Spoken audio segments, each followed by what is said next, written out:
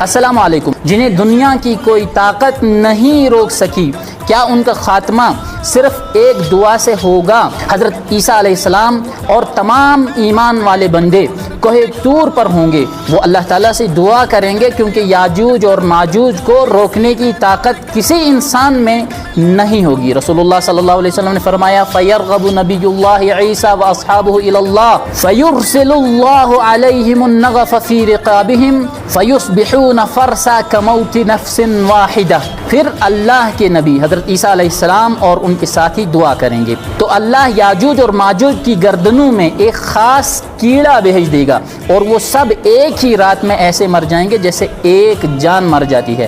حوالہ صحیح مسلم حدیث نمبر 2937۔ لیکن زمین اب ان کی لاشوں سے بھر چکی ہوگی۔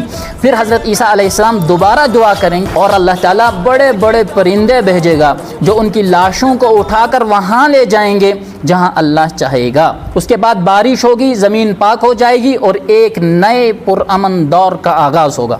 اب حضرت عیسیٰ علیہ السلام کی حکومت میں زمین کیسی ہوگی، وہ صلیب کیوں توڑیں گے اور جزیہ کیوں ختم ہوگا، اگلی قسط میں انشاءاللہ۔